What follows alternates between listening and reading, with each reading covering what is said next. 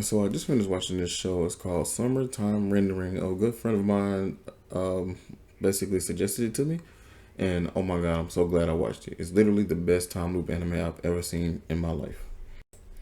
I'm gonna throw this out there. I think it's better than Erased and ReZero, and that's my personal opinion.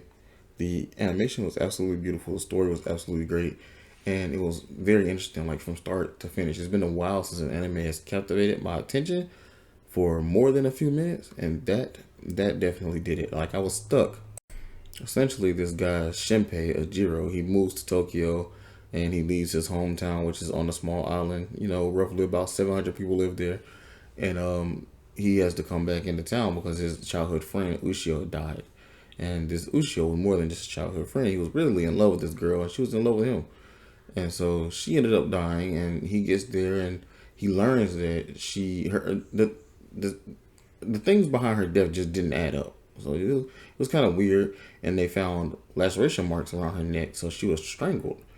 And it was more than just an accident. She was essentially trying to save a little girl from drowning, but it was more than just an accident.